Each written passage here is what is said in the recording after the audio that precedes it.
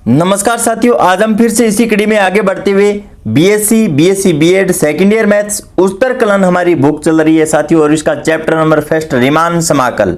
और आज का जो हमारा टॉपिक है वो क्या है, रीमान समाकल व डार्बो योग पर आधारित एग्जाम्पल नंबर 7। तो देखिए साथियों, एग्जाम्पल नंबर 7, एग्जाम्पल नंबर 4 और एक्सरसाइज का जो क्वेश्चन नंबर 9 है, इन तीनों के अंदर क्या खास बात रहने वाली है। तीनों के अंदर देखे साथियों, हमें जो फंक्शन दिया हुआ मिलेगा वह त्रिकोणमितीय फलन के रूप में होगा। और यहाँ पर इन तीनों क्वेश्चनों में से एक क्वेश्चन हर साल पूछे जाने की संभावना सबसे ज्यादा रहती है साथियों, और यहाँ से कोई ना कोई एक क्वेश्चन जरूर पूछा जाता है साथियों। और यहाँ पर एग्जाम्पल नंबर जो 4 है उसका हमने पिछले वीडियो के अंदर अध्ययन कर लिया है साथियों, जो कि fx बराबर sin x दिया हुआ था, जो हमने एक उप अंतराल लिया है IR, उसकी सहायता से जो हम निम्नक और उच्चक ज्ञात करते हैं वो ठीक सामान्य क्वेश्चनों की तरह ही हमने निकाले हैं, निम्नक और उच्चक। लेकिन जब हम एग्जाम्पल नंबर 7 हल करेंगे तो उच्चक और निम्नक के लिए यहाँ पर कंफ्यूज वाली बात रहेगी साथियों। तो उसको हम किस प्रकार से समझेंगे, इसी वीडियो के अंदर हम पूरा कॉन्सेप्ट है वो क्लियर करेंगे, लेकिन आपको अंत तक जुड़े रहना है साथियों।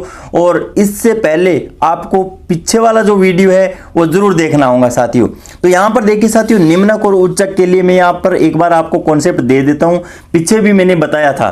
तो यहाँ पर देखिए साथियों, जो sin x का जो वक्र बनेगा वो मूल बिंदु से स्टार्ट होता है, और यहाँ पर 0 और यहाँ पर π/2 और यहाँ पर पाई लिखा जाता है।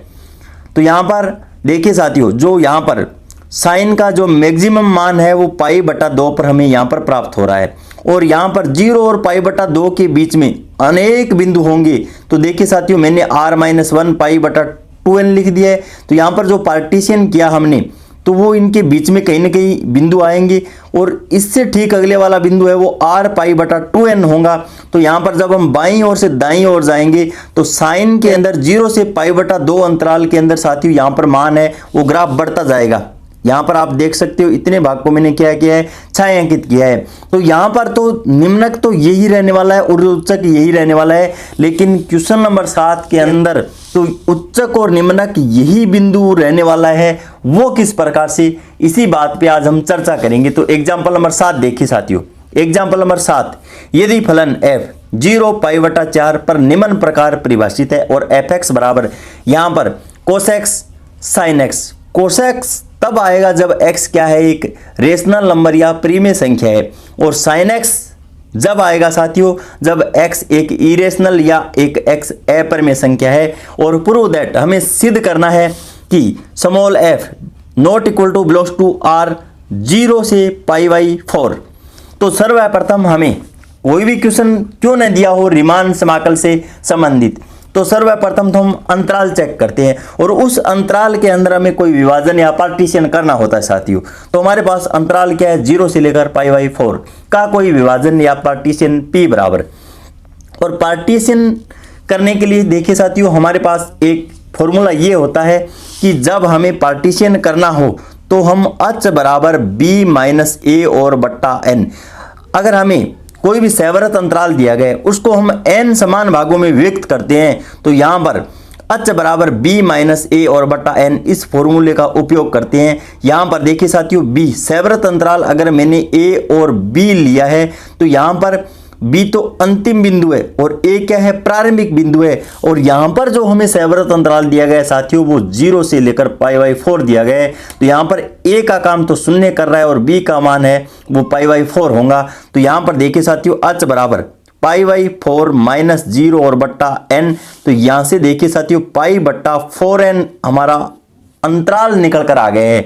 और यहाँ पर जो हमें पार्टीशन करना होता है उस अंतराल को हम इस तरीके से लिखते हैं, जैसे पहले बिंदु हम प्रारंभिक बिंदु a लिखते हैं, उसके बाद में a के अंदर हम h जोड़ देते हैं, उससे अगला a+2h कर देते हैं। इस प्रकार से हम बिंदु रखते जाएंगे।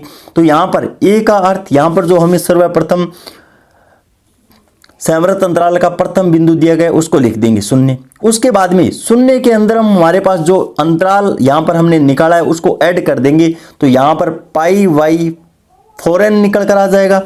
उससे जो अगला मान हमारा प्राप्त होगा वो साथियों 2π/4n आ जाएगा। इस तरीके से हम बिंदु निकालते जाएंगे और हमारे पास बीच में एक r-1 और यहाँ पे पाई और बट्टा 4n ये बिंदु भी निकल कर आएगा। उससे अगला बिंदु r पाई बट्टा 4n और उससे ठीक अगला बिंदु जो अंतिम बिंदु होगा वो n पाई बट्टा यहाँ पे 4n होगा साथियों। यहाँ पे n से n को कैंसिल कर दिया तो अंतिम बिंदु हमारे पास पाई बाई 4 आना चाहिए, वो ये आ चुका है।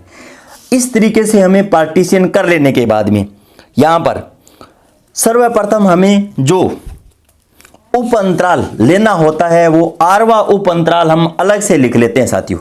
आरवा उप अंतराल है वो अलग से लिख लेते हैं। तो यहाँ पर अनेक उप अंतराल बनेंगे, लेकिन मैं आरवा जो उप अंतराल है उसको अलग से लिख लेता हूँ r-1 पाई और बट्टा 4n और यहाँ पर देखिए साथियों r पाई बट्टा 4n। इस प्रकार से यहाँ पर लिखने पे यहाँ पे r का जो मान हम लेंगे 1 2 3, यहाँ से r का मान 1 से लेकर n तक हम लेते जाएंगे। अब यहाँ पर देखिए साथियों जो हमें क्वेश्चन दिया गया है x एक तो यहाँ पे परमेय संख्या है और x क्या है, एक अपरमेय संख्या है। तो देखिए साथियों हम जानते हैं कि परमेय और अपरमेय संख्या किसे कहते हैं, एक ऐसी संख्या जो p बट्टा q रूप में प्रदर्शित की जा सके और जहां पर q का मान शून्य नहीं हो, परमेय संख्या कहलाती है। अब देखिए साथियों परमेय संख्या के अंदर प्रत्येक प्राकृत संख्या परमेय संख्या होती है, प्रत्येक पूर्ण संख्या परमेय संख्या होती है और प्रत्येक पूर्णांक संख्या भी क्या है, परमेय संख्या होती है। क्योंकि देखिए साथियों यहाँ पर मान लीजिए मेरे पास कोई शून्य है, पूर्ण संख्या है एक, और इसके बट्टे में 1 लगा देता हूं तो ये p बट्टा q रूप में प्रदर्शित करके दिखला दिया है, तो ये भी एक क्या है, परमेय संख्या है। तो यहाँ पर -5 है, इसके बट्टे में भी मैं 1 लगा देता हूं तो ये भी एक परमेय संख्या हो जाती है। परमेय संख्या के एग्जाम्पल हम देखना चाहें जैसे √2, √3, √5, यहाँ पर ये अपरमेय संख्या के एग्जाम्पल हो गए। तो यहाँ पर उसके बाद में देखिए साथियों यहाँ पर जब इस पार्टीशन के अंदर हम इस तरीके से मान रखते जाएंगे तो इनके बीच में कहीं ना कहीं परमेय और अपरमेय संख्या है वो विचरण करती रहेगी। तो यहां पर देखिए साथियों इस अंतराल के अंदर परमेय और अपरमेय संख्याएं होती है। तो यहां देखिए साथियों आता है 0 से लेकर π/4 में फलन का उच्चक। यहां पर हमें फलन का उच्चक और निम्नक अगर निकालना हो साथियों तो इस कॉन्सेप्ट को यहां पर हमें समझना होगा। सामान्य जब हम क्वेश्चन हल करते हैं तो यहां पर ये हमारा उच्चक होता है और ये हमारा क्या होता है साथियों, निम्नक होता है। लेकिन इस क्वेश्चन के अंदर यहां पर ऐसा नहीं होने वाला है क्योंकि एक साथ cos x और sin x दिया गया है और हम जानते हैं कि cos x और sin x का अधिकतम मान किस मान पे प्राप्त होता है। तो इसी कॉन्सेप्ट को आज हम समझेंगे साथियों। तो यहाँ पर देखिए साथियों उच्चक और निम्नक अगर आपको समझ में आ गया तो यहाँ पर ये पूरा क्वेश्चन है वो आपको आगे समझ में आ जाएगा। लेकिन यहाँ पर जो हमें उच्चक और निम्नक निकालना होगा वो हम किस प्रकार से निकालेंगे, यही कॉन्सेप्ट हमें समझना है साथियों। और हम ये बात तो जानते हैं कि यहाँ पर sin x से बड़ा होता है cos x। sin x से क्या होता है साथियों, cos x है वह बड़ा होता है। तो यहां पर यह बात भी हम पहले से जानते हैं कि कैपिटल MR है वो बड़ा होता है स्मॉल MR से। दो बातों को तो हम जानते हैं क्योंकि साथियों sin 0 का मान 0 होता है और cos 0 का मान 1 होता है। तो यहाँ पर सबसे छोटे मान पे मैंने चेक करके देख लिया है, लेकिन इस कॉन्सेप्ट को तो हम जानते हैं। लेकिन रीमान समाकल के अंदर हम उच्चक और निम्नक का निर्धारण है वो किस प्रकार से करेंगे तो आगे देखिए स्टूडेंट्स। तो सर्वप्रथम तो यहाँ पर देखिए साथियों हमें उच्चक और निम्नक का निर्धारण करना होगा। तो सर्वप्रथम यहाँ पर आप चेक कर सकते हो कि sin x और cos x, यहाँ पे 0 डिग्री, यहाँ पे 30 डिग्री और यहाँ पे 45 डिग्री। और यहाँ पर 30 डिग्री को मैं π/6 लिख सकता हूँ और 45 डिग्री को π/4 लिख सकता हूँ क्योंकि जो हमें अंतराल दिया गया है वो 0 से लेकर π/4 दिया गया है। तो इसी अंतराल पे हम इन मानों को चेक करेंगे। तो हम जानते हैं sin 0 यहाँ पे 0 होता है, cos 0 1 होता है, sin 30 डिग्री का मान 1/2 होता है और यहाँ पे cos पे चेक करेंगे तो √3/2 होता है साथियों। और sin और cos 45 पे दोनों क्या होते हैं, इक्वल होते हैं।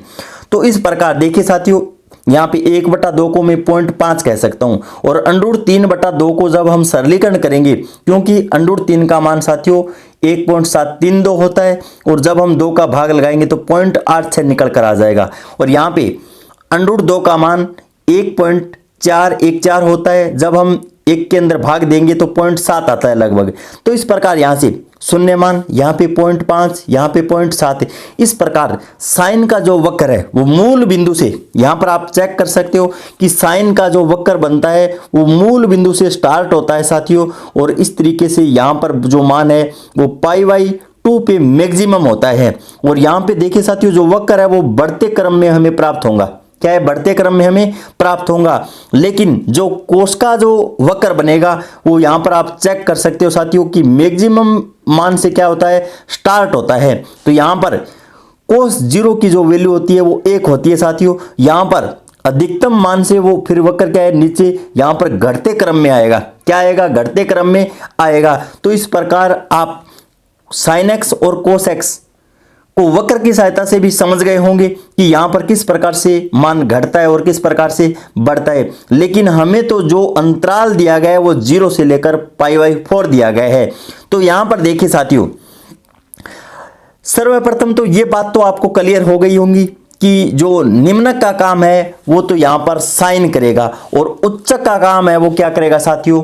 कोस करेगा। तो सर्वप्रथम यहां से एक बात तो क्लियर होती है कि निम्नक, यहां पर आप चेक कर सकते हो कि जो हमारे पास जो फंक्शन दिया गया है मूल बिंदु से यहां पर साइन एक्स का वक्र स्टार्ट होता है साथियों, और कोस एक्स है वो यहां पर मैक्सिमम बिंदु से क्या है? स्टार्ट होता है।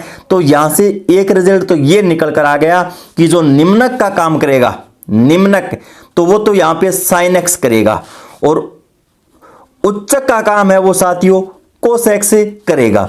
अब उसके बाद में जो हमारे पास जो आरवा उप अंतराल लिया गया है उसके अंदर हम जो वैल्यू लेने वाले हैं वो यहां पर उच्चक के लिए कौन सी लेंगे, निम्नक के लिए कौन सी लेंगे, इस कॉन्सेप्ट को भी हम समझेंगे साथियों। अब यहां से देखिए साथियों, उच्चक के लिए हमारे पास यहां पर जो कोस है वो मैक्सिमम, यहां पर कोस 0 की वैल्यू क्या होती है साथियों? 1 होती है। क्या होती है? 1 होती है। लेकिन यहां पर उच्चक जब हम निकाल रहे हैं साथियों तो यहां पर इस तरीके से वक्र बढ़ता है। क्या है? इस तरीके से वक्र है वो बढ़ेगा। तो यहां पर देखिए साथियों, हम निम्नतम बिंदु यहां पर 45 डिग्री पे मान दोनों का क्या है? 1/√2 है यहां पर। और यहां पर यहां से जब हम बाईं ओर जाते हैं, क्या है? बाईं ओर जाते हैं तो हमारे पास मैक्सिमम मान है वो 1 प्राप्त होता है साथियों। और उस अंतराल के अंदर भी जब हम चेक करते हैं तो देखिए साथियों, आई आर बराबर क्या होता है? हमने जो उप अंतराल ले रखा है वो r-1 पाई बट्टा और यहाँ पे 4n, और यहाँ पे जो अगला मान है वो r π/4n ले रखा है। तो यहाँ पर देखिए साथियों, कोस एक्स है वो उच्चक का काम कर रहा है, लेकिन किस ओर जाने पे? यहां पर देखिए साथियों, जब हम दाईं ओर से बाईं ओर जा रहे हैं तब हमें कोस है वो उच्चक मान को ग्रहण कर रहा है या उच्चक मान दे रहा है। तो यहां पर हम दाईं ओर से बाईं ओर जाएंगे तो हमें यहां पर क्या है साथियों? उच्चक मान प्राप्त हो रहा है। तो इस प्रकार जब हम उच्चक लिखेंगे, उच्चक और कैपिटल MR बराबर, यहां पर देखिए साथियों, उच्चक के लिए कोस लिख दिया और फिर यहां पर जो मान आएगा वो साथियों r-1 और π/4n आएगा। लेकिन सामान्य जब हम क्वेश्चन हल करते हैं तो डायरेक्ट इस मान को उच्चक मान लेते हैं, लेकिन इस क्वेश्चन के अंदर हम इस मान को उच्चक क्यों नहीं लिया है, इस बात को आप अच्छी तरीके से समझ गए होंगे साथियों। क्योंकि यहां पर कोस है वो 0 डिग्री पे तो अधिकतम मान देता है और फिर इसका मान साथियों घटता जाता है। तो हमें तो उच्चक चाहिए, तो उच्चक चाहिए तो हम दाईं ओर से बाईं ओर जाएंगे तब हमें उच्चक मिलेगा साथियों। तो इस प्रकार यहां पर उच्चक कैपिटल MR बराबर ये मान हमें लिखना होगा। उसके बाद में साथियों निम्नक ज्ञात करना होगा और इसको स्मॉल MR से मैं प्रेजेंट कर देता हूं, और इसके लिए साइन तो लिखा ही लिखा जाएगा। अब यहां पर ये मान आएगा या फिर ये मान आएगा, इसके लिए देखिए साथियों हमें क्या करना होगा। हमें तो निम्नक चाहिए साथियों, हमें तो क्या चाहिए? निम्नक चाहिए। तो यहां पर इसकी मैक्सिमम वैल्यू है वो प्राप्त हो रही है साथियों। यहां पर क्या है? इसकी मैक्सिमम वैल्यू है वो प्राप्त हो रही है। और उसके बाद में जब हम दाईं ओर से बाईं ओर जाएंगे तो यहां पर आप देख सकते हो मैंने जो छायांकित भाग किया है साथियों, ये निम्नक को प्रेजेंट कर रहा है, निम्न मान को प्रेजेंट कर रहा है। इस प्रकार से मान लीजिए मैंने यहां पर कोई एक आकृति बना ली है, यहां पर कोई पर्टिकुलर 2 बिंदु ले लिए मैंने, एक तो जैसे r-1 पाई और बट्टा 4n और यहाँ पे r पाई बट्टा 4n ये बिंदु ले लिए। तो यहाँ पर जो इस ग्राफ के अंदर जो निम्नक का काम करेगा साथियों वो ये करेगा और ये करेगा। तो यहाँ पर कौन सा मान है वो r-1 पाई बट्टा 4n है। तो साइन के लिए भी निम्नक का काम होगा, वो ये होगा कि यहाँ पे r-1 और पाई बट्टा 4n। तो यहाँ पर उच्चक हो चाहे निम्नक हो दोनों जगह यहाँ पर सेम मान क्यों लिखा है मैंने, ये बात है आपको समझनी साथियों। इस एग्जाम्पल के अंदर खास बात यही रहने वाली है और कुछ भी यहाँ पर चेंजिंग नहीं है, बाकी सेम क्वेश्चन अन्य क्वेश्चनों की तरह है। लेकिन हमें यहाँ पर यह ध्यान में रखना है कि कोस उच्चक निम्नक साइन, लेकिन जो हमें आरवी उपअंतराल के अंदर बिंदु लेने हैं वो सेम क्यों लिखे, इसका रीजन भी आपको आना चाहिए साथियों पूरे कॉन्सेप्ट के साथ। और मैंने ज्यामितीय अर्थ लेकर आपको समझा दिया है साथियों। जब हम साइन एक्स और इसका जो वक्र π/4 अंतराल तक जब हम छायांकित करते हैं तो इतना भाग ढका जाता है, लेकिन जब हम कोस एक्स लेते हैं तो यहां पर ये पूरा भाग क्या है छायांकित होगा, क्योंकि कोस एक्स का जो छायांकित भाग है हम ढकते हैं तो साइन एक्स वाला जो छायांकित भाग है वो तो इसके अंदर समाहित है साथियों, अपने आप पहले से क्या है समाहित है। तो यहां पर आप समझ गए होंगे कि उच्चक और निम्नक के लिए जो मान मैंने यहां पर इस तरीके से सेम मान यहां पर जो लिए आरवी उपअंतराल के अंदर, ये बात है वो आपको समझ में आ गई होंगी साथियों। अब उसके बाद में देखिए साथियों हमें उप अंतराल की लंबाई है वो निकालनी होती है और यहाँ पे डेल्टा आर बराबर देखिए साथियों r पाई बट्टा 4n माइनस r-1 पाई और बट्टा 4n।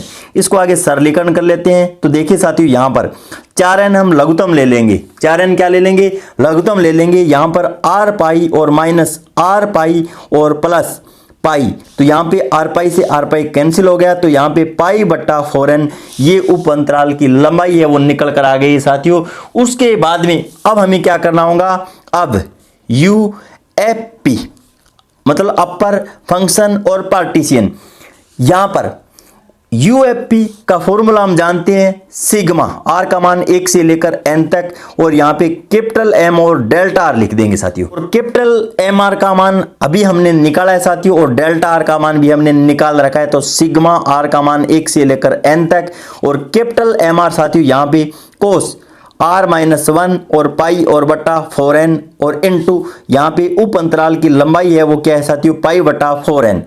अब उसके बाद में पाई बट्टा 4n को हम पहले लिख लेते हैं सिग्मा r का मान 1 से लेकर n तक और कोस यहाँ पे r-1 पाई बट्टा 4n।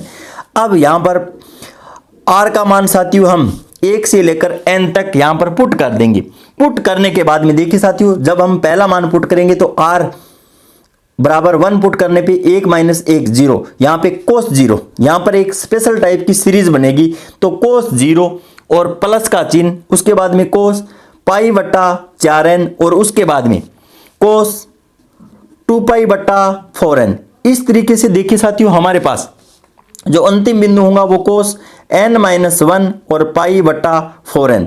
ये एक स्पेशल टाइप की सीरीज है साथियों। और यहां पर हम एक फॉर्मूला जानते हैं श्रेणी के योग सूत्र से।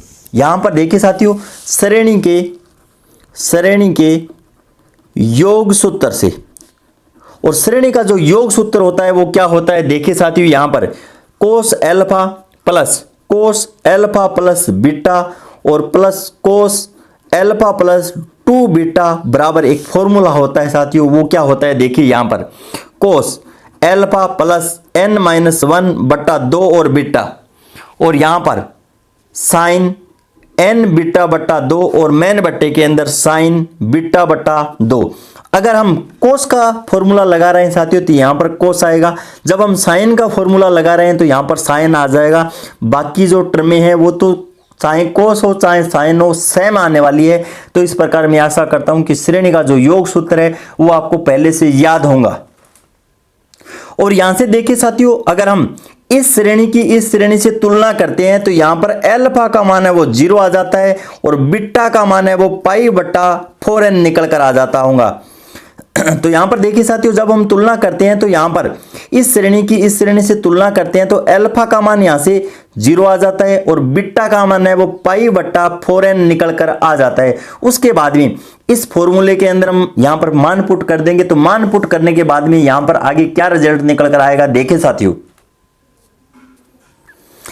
अब उसके बाद में आगे देखिए साथियों, यूएफपी बराबर हमारा मान चल रहा है पाई बट्टा 4n, तो यहां पर बाहर था, बाहर ही रख दिया हमने। उसके बाद में यहां पर कोस और अल्फा की जगह हमने 0 रख दिया और बीटा की जगह पाई बट्टा 4n रख दिया है। यहां पर मान रखने के बाद में हमारे पास ये रिजल्ट निकल कर आ जाता है। अब आगे इसको आगे सरलीकरण कर लेते हैं, पाई बट्टा 4n और यहां पे कोस, और उसके बाद में देखिए साथियों यहां पर n-1 और पाई और मैन बट्टे के अंदर 8n लिख देंगे और यहां पे साइन और यहां पर n को n से कैंसिल कर देते हैं साथियों, तो पाई बट्टे 8 मान आ जाता है यहां पर। और नीचे भी यहां पर देखिए साथियों साइन और पाई बट्टे 8n, तो देखिए साथियों इसे इक्वेशन हम फर्स्ट मान लेते हैं। उसके बाद में आगे देखिए साथियों हम तथा LFP और इसका जो फॉर्मूला होता है वो सिग्मा r का मान 1 से लेकर n तक साथियों, और यहाँ पे स्मॉल mr और डेल्टा r लिख देंगे और यहाँ पर सिग्मा r का मान 1 से लेकर n तक, स्मॉल mr का मान हमने पूर्व निकाल लिया है साथियों। यहाँ पे साइन और यहाँ पे r-1 और बट्टे 4n और यहाँ पे पाई लिख देंगे और डेल्टा r का मान साथियों यहाँ पे पाई बट्टा 4n हमने निकाल रखा है पूर्व के अंदर। इस प्रकार यहां पर मान लिख लेने के बाद में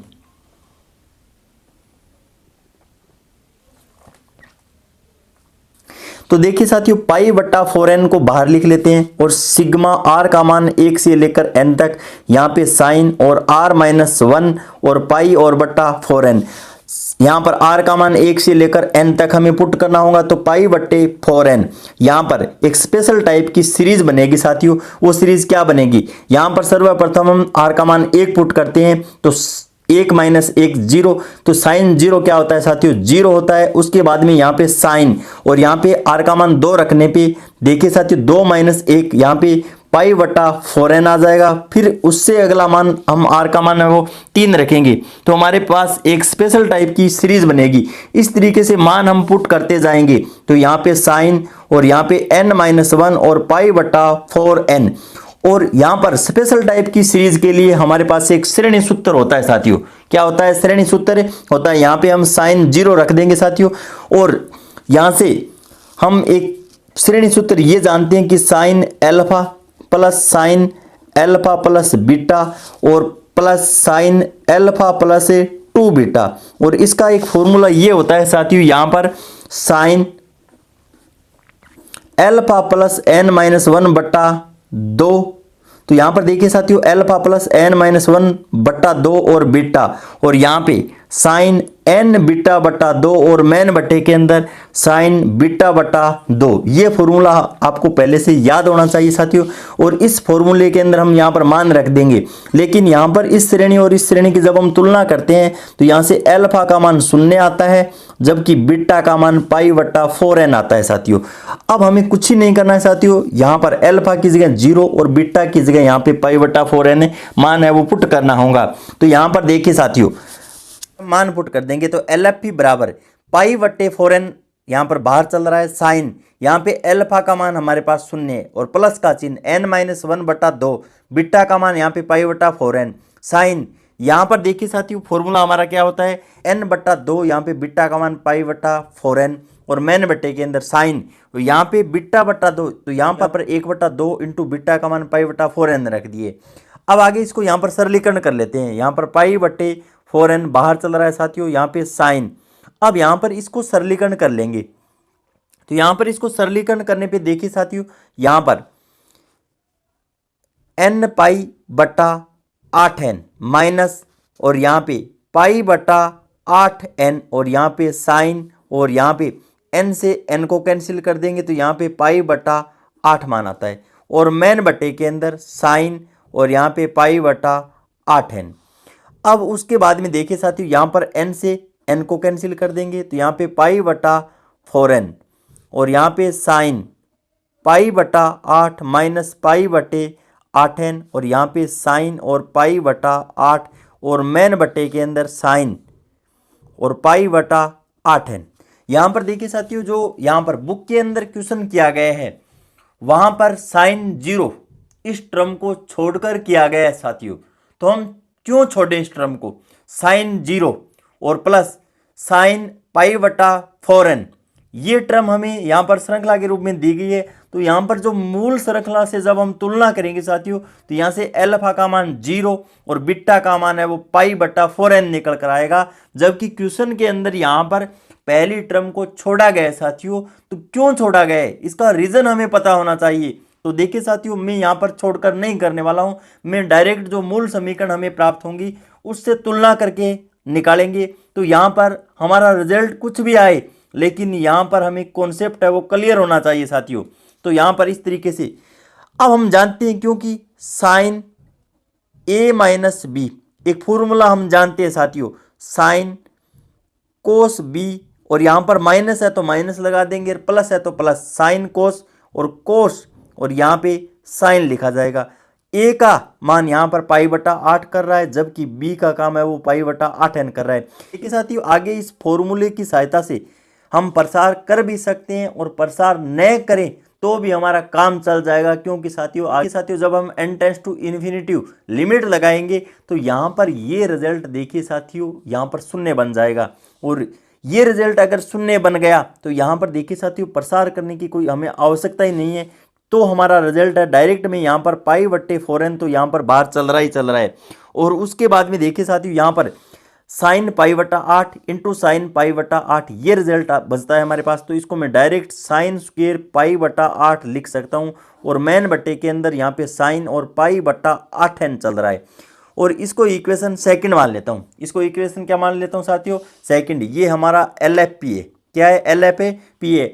उसके बाद में देखिए साथियों, हम यहाँ पर निम्न रीमान समाकल का फॉर्मूला जानते हैं, और जो हमें यहाँ पर लिमिट दी गई है वो 0 से लेकर पाई बाई 4 तक दी गई है साथियों। और निम्न निकाल रहे हैं तो इस तरीके से लगा देंगे fx और dx। और इसका जो फॉर्मूला होता है वो साथियों सुपरमियम और LFP के बराबर होता है। तो यहाँ पर सुपरमियम का सुपरमियम और LFP का मान अभी हमने इक्वेशन सेकंड के अंदर निकाला है साथियों।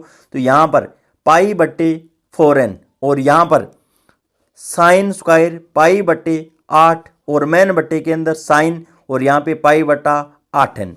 अब देखिए साथियों, यहाँ से आगे हम लिमिट लगा लेंगे, limit n tends to infinity और पाई बटा 4n और यहाँ पे साइन स्क्वायर पाई बट्टे 8 और मेन बट्टे के अंदर साइन और पाई बटा 8n।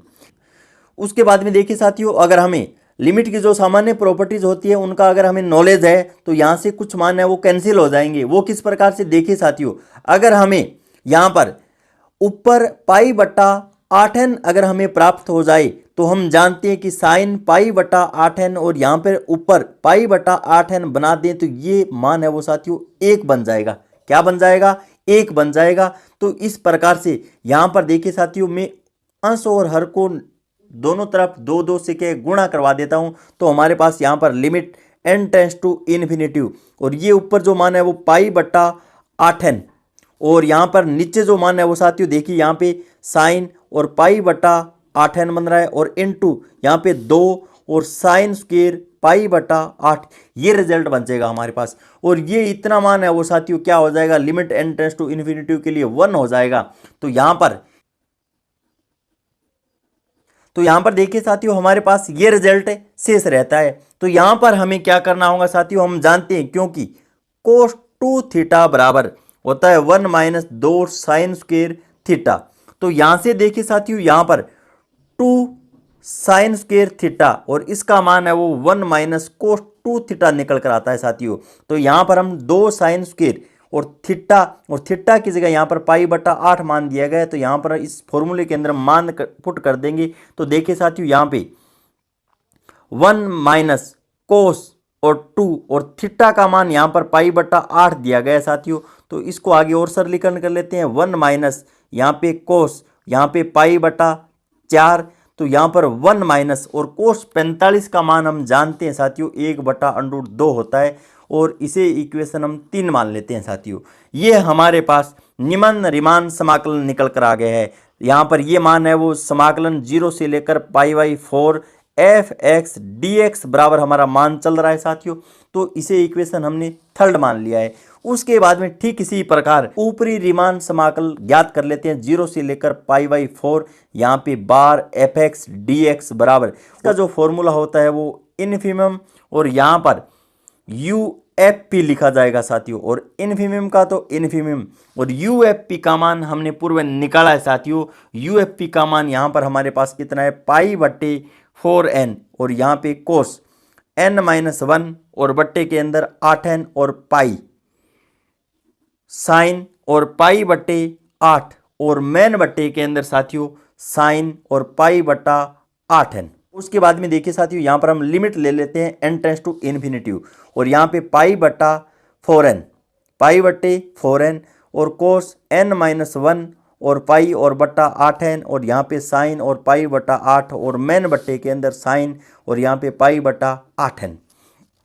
अब लिमिट की जो सामान्य प्रॉपर्टी जो होती है उनका नॉलेज होना चाहिए हमें साथियों। तो यहाँ पर देखिए साथियों, अगर ऊपर हम यहाँ पे π/8n बना दे तो नीचे यहाँ पे साइन π/8n है, तो इसका मान है वो साथियों 1 हो जाएगा। तो यहाँ पर ऊपर में 2 और यहाँ पर नीचे 2 से मल्टीप्लाई करवा देता हूँ ताकि देखिए साथियों ये π/8n बन जाए। तो देखिए साथियों ऊपर यहाँ पर हमारे पास π/8n बन जाए ताकि इसका रिजल्ट है वो 1 हो जाए। तो यहाँ पर देखिए साथियों limit n tends to infinity और यहाँ पे π/8n और मेन बट्टे साइन π/8n और इंटू 2 और यहाँ पे कोस और n-1 और π/8n और साइन π/8, ये रिजल्ट हमारे पास शेष रहता है साथियों। और लिमिट की प्रॉपर्टी के अकॉर्डिंग इसका मान है वो 1 होता है इंटू 2 और यहाँ पे कोस और देखिए साथियों n-1 और यहाँ पे π/8n और साइन π/8 और लिमिट यहाँ पे साथियों अब n टेंस टू इन्फिनिटी हमारी चल रही है। तो आगे इसको और सरलीकरण कर लेते हैं यहाँ पर। अब उसके बाद में देखिए साथियों यहाँ पर limit n tends to infinity चल रही है 2 और कोस, यहाँ पर देखिए साथियों इसको सरलीकरण करके लिख लेते हैं। यहाँ पे ऊपर n पाई और बट्टा 8n माइनस यहाँ पे π/8n और यहाँ पे साइन और π/8। अब यहाँ पर देखिए साथियों n से n को कैंसिल कर देते हैं और जब यहाँ पर limit n tends to infinity रखेंगे तो ये रिजल्ट भी क्या है 0 हो जाएगा। तो हमारे पास केवल और केवल 2 कोस π/8 और साइन π/8 ये रिजल्ट शेष रहता है साथियों n टेंस टू इन्फिनिटी। और लिमिट तो हमने रख दी है साथियों पहले, तो इसको लिखने की आगे आवश्यकता है नहीं।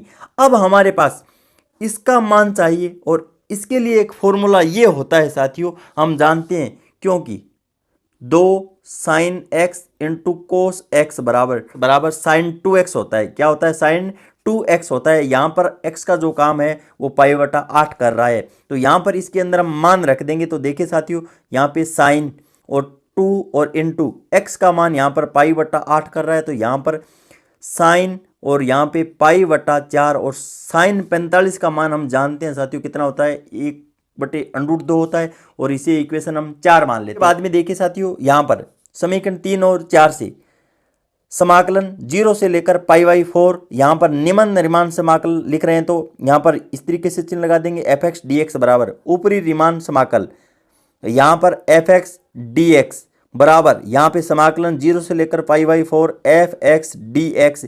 यहाँ पर इन तीनों का मान है वो साथियों इक्वल हमें नहीं मिल रहा है, और यहाँ पर इक्वल नहीं मिल रहा है तो हम कह सकते हैं कि f belongs to not equal to real number के अंदर जो पार्टीशन बनेगा वो यहाँ पर देखिए साथियों अंतराल 0 और π/4 के लिए यहाँ पर इस कंडीशन को सेटिस्फाई नहीं करेगा।